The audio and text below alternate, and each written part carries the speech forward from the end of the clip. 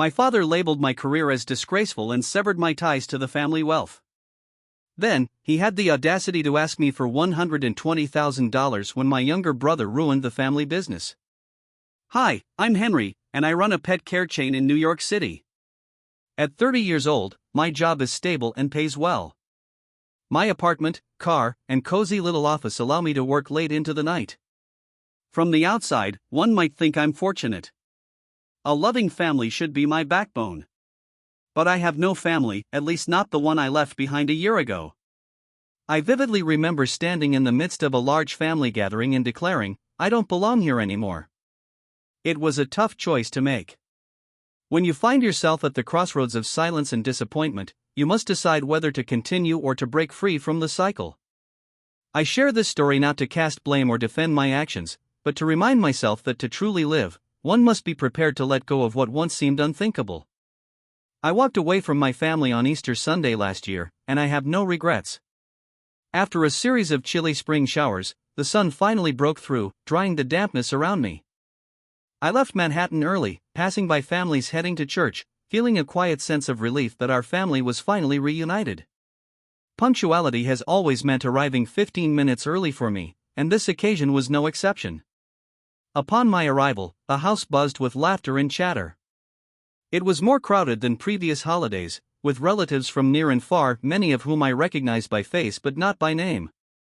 Mom mentioned that Dad had something important to announce that day, but I didn't inquire further. Knowing her fondness for chocolate mousse cake from a bakery in Brooklyn, I placed it on the kitchen counter. In recent years, I typically brought a bottle of red wine, a box of gourmet pastries, or a bouquet of her favorite flowers. These small gestures didn't bridge the gap between us, but I hoped they could preserve a sliver of the warmth I was still striving to find. 20 minutes later, the celebration commenced as usual. Glasses clinked, grilled meats and baked potatoes filled the air with their aroma, and conversations flowed about real estate, stock prices, and school choices for the kids. I sat quietly at the corner of the table, eating and listening, choosing not to engage. About half an hour into the gathering, my father stood up, raised his glass of wine, and spoke in his commanding voice reserved for significant announcements. Everyone, please quiet down. We have something to share. The room fell silent instantly. He continued, our family has made a decision. Starting today, all assets, including the company, shares, and real estate, will be handed over to Matteo. The room was enveloped in silence. My heart skipped a beat. As expected, applause erupted, loud, hurried, and enthusiastic, almost choreographed. My mother followed, her eyes sparkling as if she had discovered her life's purpose. Matteo has been working at the family company for 5 years now, and he will carry on the legacy and take it to the next level. I found myself staring at my glass of water, feeling its chill against my fingertips, but it did nothing to alleviate the ache in my chest. The applause crashed against my chair like waves. No one sought my opinion. No one looked my way. No one asked, what about Henry? I was present, yet invisible. They acted as if I had been written out of the narrative. Though I knew they favored Matteo, I didn't anticipate this. My younger brother, Matteo, is 2 years my junior. We weren't inseparable as children, but we never fought either. Growing up, I believed our parents treated us equally. Everything was divided down the middle, 2 birthday cakes, 2 identical bags of candy, 2 nearly identical bikes in different colors.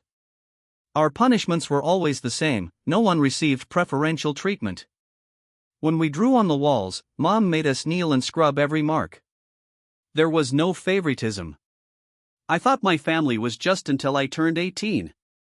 One early September evening, I sat in the living room, and Dad learned I wanted to pursue veterinary medicine. I had researched schools, chosen one, and received a partial scholarship. I only needed a little financial help to get started. I hoped he would ask about my aspirations, offer advice, or at least nod in support. Instead, he sat there with his arms crossed, his gaze icy, as if I had uttered something shameful. I'm not putting a single dime into that career. If that's what you want, you're on your own. In that moment, I lost all hope of what family meant.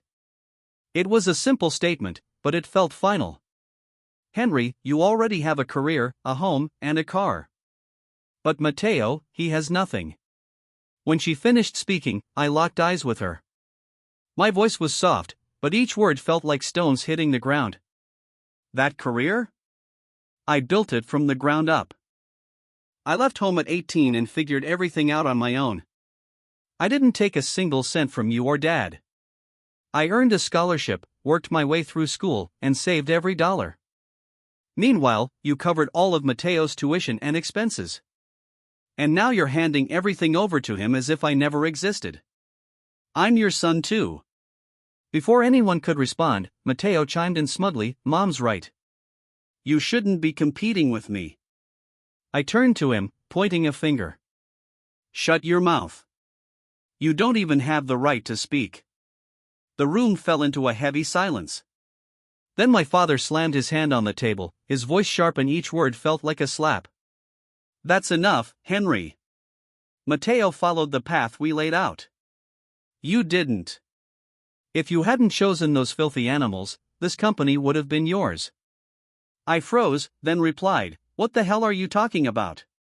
That's an insult. Do you even realize that it was thanks to those so-called filthy animals that I made the $80,000 that saved your company? And if you look down on my job that much, pay me back right now. After I said it, he stood up, his face flushed, eyes blazing, and yelled, I'm not giving you a damn cent. I brought you into this world, raised you, fed you, educated you. Do you know how much I spent on you? And now you're out there cleaning up after dogs and cats. You're an embarrassment. The moment he finished that sentence, I was done. I took a deep breath, trying to keep my voice steady. If that's how you feel, then we have nothing to do with each other from now on. Don't come looking for me again. I turned to leave but paused to say one last thing, not to apologize. Dad, I never asked to be born, so please don't throw your so-called sacrifices in my face to guilt me into following your path. And don't use them as leverage to force me into carrying the weight of this family. With that, I walked out, head held high, and never looked back. That night, I returned to my apartment before 9 p.m. I headed straight to the bathroom and turned on the water, needing to wash away the hatred, injustice, and hurt from that evening. Nearly 20 minutes passed before I emerged, feeling lighter, my mind less burdened, though that calm emptiness lingered. I brewed a steaming cup of black coffee to keep myself awake. As I sat quietly by the window that night, I reflected on the day I turned 18 and left home with nothing but an old suitcase, a few clothes, and the money I had saved. Despite working part-time, I struggled to cover living expenses. My parents never checked in to see if I was okay during those years. The first 2 years after graduating were spent in a modest studio apartment, where I pinched every penny to pay off student loans. Then, something unexpected happened during my third year. It was a peaceful Sunday afternoon, and I had no plans or shifts that day. A funny idea struck me, why not make a pet care video? So, I did. I used books and shoeboxes as a makeshift tripod, propped up my phone, and spoke as if I were chatting with a friend. After finishing, I uploaded the video to Facebook and YouTube, doing it purely for fun, without any expectations. If someone found it, great, if not, no big deal. Within 2 days, it went viral. In just 48 hours, the video amassed nearly 3 million views. I was stunned, refreshing the page repeatedly, convinced it was a glitch. When the comments and messages started pouring in, I realized people were eager for the information I had to share. I began creating more videos, initially aiming to impart knowledge. I earned my first $2,000 from ads and sponsorships, and a month later, I stared at that number on my screen, surprised, anxious, and wondering if I was dreaming. But the number kept growing. 9 months later, I had 1 million subscribers on YouTube. In just a year, I amassed over 2 million followers across all platforms. Pet care brands began reaching out, wanting to collaborate, sponsor videos, and send me products to review. I understood then that this was no longer a hobby, it was something much bigger. With the support of my growing audience, I opened my own pet care store. I named the business Whisker and Paw because I wanted to share kindness and love, something my family never. No small talk or hesitation, he began. Henry, the company's in serious trouble. Mateo signed the wrong contract, and now we're facing $120,000 in damages. Can you help us for the sake of the Walker family name? Without a moment's thought, I replied, $80,000 was more than enough, Dad. If you want my help, start by paying that back. The line fell silent. I could almost feel his fury or disappointment radiating through the phone, but I didn't care. I continued before he could respond, and if the only thing you're trying to save is the family name, let me remind you that name never once stood up for me. I hung up, leaving them to figure out the $120,000 mess on their own. After rejecting my father's plea the day before, I thought they would finally leave me alone. I was wrong. The next morning, the doorbell rang loudly, insistently, and without pause, well before 7 a.m. It was pushy and demanding, as if someone were trying to force me out of my own home. I hesitated before opening the door, and when I did, I found Matteo and my parents standing there. I hadn't invited them, and I fully blocked the entrance, signaling that this was no longer a shared space. I knew why they were there, so I stated it clearly but calmly. If you're here for $120,000, turn around. I'm not helping. My words echoed down the quiet hallway, despite my low voice. After I finished, my mom stepped back, her eyes reddening, not with tears, but perhaps stress, disappointment, or even rage. With nowhere else to go, she spoke next, attempting to sound gentle but tight. Henry, you have a whole chain of pet care stores, $120,000 isn't that much for you. I'm begging you. If you don't help, the company will collapse. Our family will lose everything. Matteo took a half step forward, his voice quieter than I'd ever heard it. Henry, please, just this once. I know I messed up. I know I ruined everything. I remained silent, letting them speak without interruption. My head didn't tremble, I stared at them, gripping the doorframe as if my boundaries would shatter if I let go. After a pause, I replied slowly and clearly, leave before I call the police. My father's expression hardened instantly. My mother opened her mouth to say more, but I cut her off. I repeated it louder to avoid any confusion. I have nothing to do with any of you anymore. You all have to live with the consequences of your choices, your favoritism, your silence. Matteo too. If the company collapses, that's not a tragedy. It's a consequence, and I'm not responsible for saving anyone. I closed the door firmly behind me. Once they were gone, I returned to my cold coffee, my mind already shifting gears. A question whispered in my mind, halting me mid-sip. How did they know I had 7 stores? I had never told them.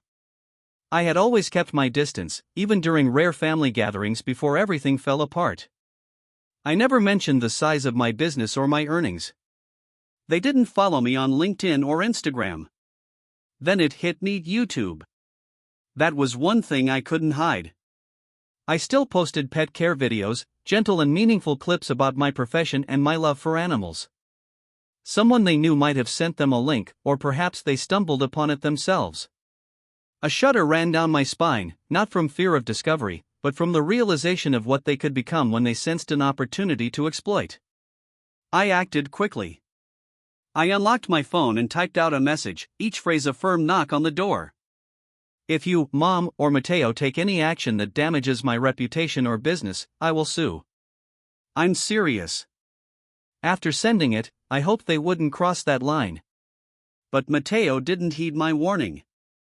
The next day, he posted on Facebook, Reddit, and Instagram. I didn't read it right away, but friends began sending it to me. I was bombarded with questions from employees and the media. I didn't need to read every word to understand the gist of his writing. He claimed I had abandoned my family when they were on the brink of bankruptcy and that I ignored my parents' pleas for help. He stated I had expelled them like strangers from my home. The narrative was so twisted that I couldn't discern what was real. People didn't care about the truth, they craved an emotional story with a cold, affluent villain, a struggling, innocent family, and a tragic ending they could gossip about and condemn. I began losing clients after Matteo's post went live. I'm giving you full authority to handle this, I said, feeling a sense of resolve wash over me. Brian smiled and extended his hand, not for congratulations, but as a firm start to our new chapter. That afternoon, I signed the power of attorney, feeling no guilt or hesitation this time. I was ready to sue. Weeks later, Matteo's lawyer reached out to Brian, wanting to discuss a settlement. I wasn't surprised. Like them, they only came to the table when they were backed into a corner. As expected, Brian called me into his office on Thursday afternoon. He casually opened a small file and remarked, "Your family wants to propose a deal." I remained silent, looking at him expectantly. Brian slid the top page toward me and continued, "They want to sell the company. In exchange, they'd like to stay on as internal advisors." I scanned the lines from my seat. Nothing was technically wrong, and nothing was illogical. I simply wanted no part of them anymore. I looked up, my voice calm and clear, devoid of any bitterness. "Tell them I'm not interested." Brian nodded slightly, surprised by my decisiveness. I stood up, grabbed my coat, and turned to him before leaving. "I'm not buying the company. I'm not hiring relatives as consultants."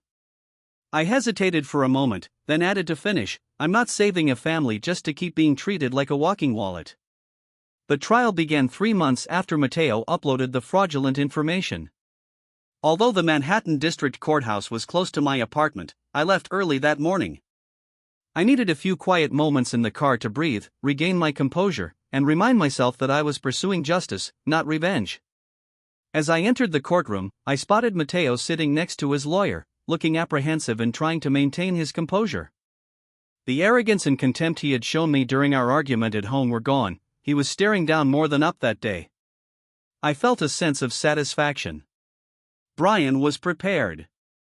He meticulously listed every loss, cancelled contract, store closure, income decline, and employee compensation, supported by official stamps, receipts, and paperwork. Nothing was exaggerated. Matteo's team claimed the message was personal, that they hadn't anticipated the fallout, and that people had misinterpreted it. But no one in that courtroom believed that nearly 30,000 shares were a misunderstanding. I kept my head down as the judge read the summary judgment. There was no need to look at Matteo. I listened calmly as the words flowed out. The defendant, Matteo Walker, is found liable for significant commercial damages and is ordered to compensate the plaintiff, Henry Walker, for direct losses totaling $248,000. Silence followed the verdict. I stood up, not glancing at Matteo or his family. They weren't there, so I didn't seek their reaction. I left the courtroom, feeling as if I had put a period at the end of a long, strange sentence that never should have been written. I had triumphed, not to teach anyone a lesson, but because I had finally stopped allowing myself to be taken for granted. After the litigation, I learned that Matteo had to sell the company, once considered the family legacy, along with his house to pay me the $248,000. I didn't ask for details, I didn't investigate. I didn't care anymore. I only needed to know that they had ignored my warning. They chose their path, and now they were paying the price. The next 6 months were peaceful. But 3 days ago, early in the morning, it all came rushing back in a familiar way. It was Saturday. My doorbell rang at 7 a.m., the same time they had asked for $120,000. The sky was overcast. When I opened the door, I was astonished to see my mother, her eyes red, face drawn, and her hand gripping her bag strap as if it were the only thing keeping her from falling apart. At first, she was silent. When she finally spoke, her voice was tiny and hoarse. "Your father, he's in the hospital. It's serious this time. The treatment is estimated to cost close to $20,000. I know I was wrong, but please, just this once, help me." I stood still, not feeling anger or pity, just a hollow emptiness in my chest, a feeling I had experienced too often when I realized I was back in the same cycle. I lingered on her words and whispered, more like an exhalation, "To me, my parents died the day both of you let Matteo destroy my career and said nothing. And I don't give money to the dead." She froze, her lips twitching as if she wanted to say something but couldn't find the words. I didn't wait for her to gather her thoughts. I took a deep breath and said clearly,